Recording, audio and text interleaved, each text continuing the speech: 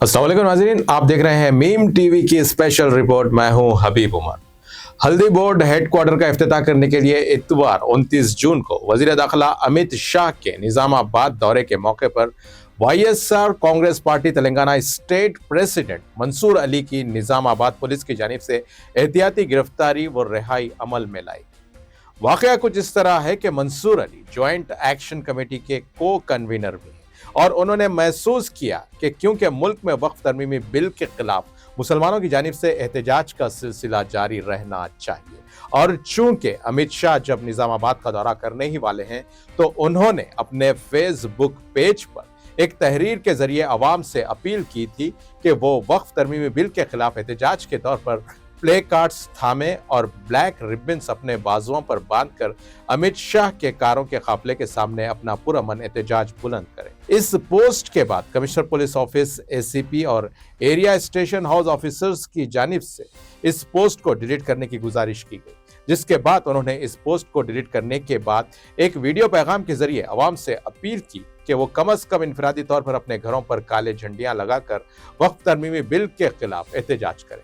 इस वीडियो को भी पुलिस ने डिलीट करवा दिया और इतवार के दिन वजीर दाखिला अमित शाह के दौरे से पहले मंसूर अली समेत ज्वाइंट एक्शन कमेटी के कन्वीनर और सीपीआई के कुछ कारकुनों को भी गिरफ्तार और हाउस अरेस्ट कर लिया गया।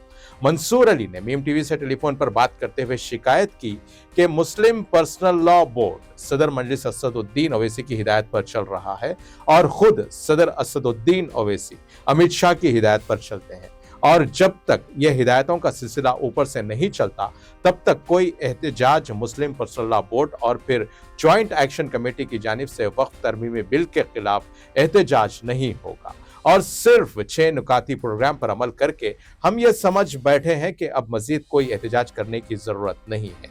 इसलिए उनका कहना था कि उन्होंने अपनी जिम्मेदारी महसूस करते हुए अवाम से बगैर किसी हिदायत के वजीर दाखिला अमित शाह के दौरे पर एहतजाज करने की अपील की।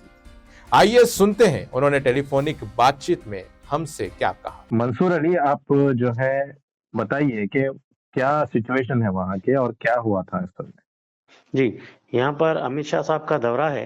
हल्दी बोर्ड के इनाग्रेशन के लिए तीसरी मर्तबा इनाग्रेशन के लिए निजामाबाद आ रहे थे जी। तो उस जिमन में जो है ना हम जॉइंट एक्शन कमेटी के अंदर मैं को कन्वीनर के हैसियत से काम करा था और वक्फ बिल के ऊपर जो है ना हम प्रोटेस्ट करते आ रहे लगातार। जी। तो मैं ये तजवीज रखा था, फेसबुक के ऊपर पोस्ट डाला था कि अमित शाह साहब का दौरा है, हम ब्लैक रिबन्स और प्ले कार्ड्स के जरिए उनके कॉन्वे के सामने जो रास्ते से आ रहे हो रास्तों पे जो है ना ठहर के पुरअमन एहतजाज करेंगे ताकि मैसेज अच्छा जाए और किस बात मुसलमानों का का एहतजाज करना चाहते थे आप? वक्फ बिल के खिलाफ। जी। तो उस सिलसिले में ये पोस्ट डाला तो पुलिस की जानिब से जो है ना कॉल्स आए, बुलाया गया एसीपी साहब और सीए साहब।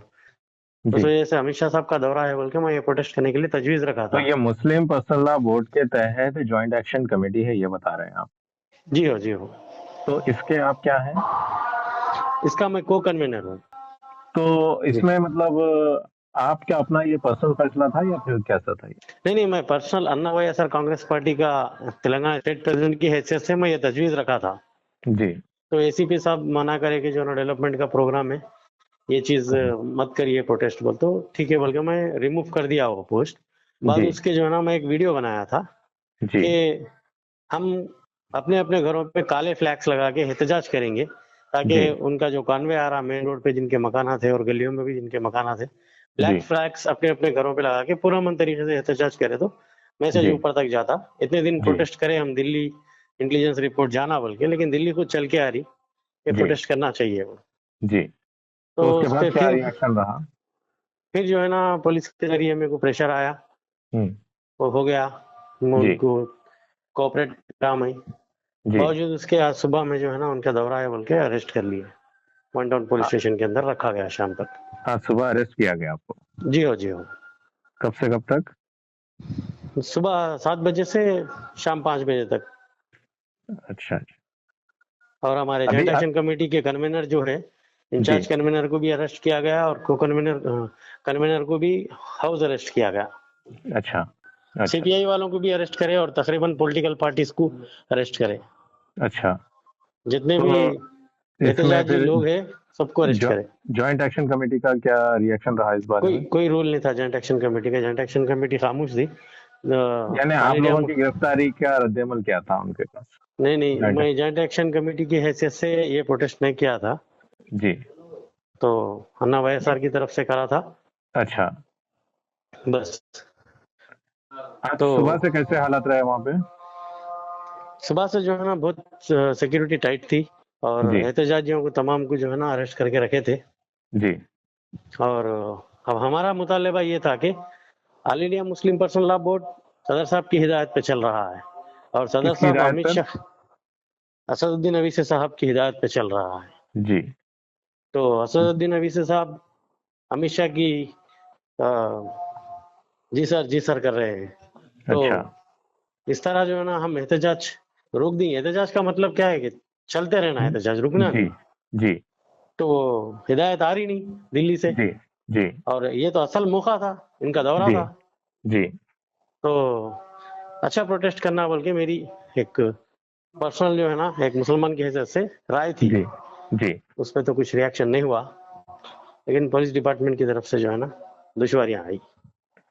ठीक ठीक है मंसूर साहब, बहुत बहुत शुक्रिया हमसे बात करने के लिए। जी, जज़ाकल्लाह।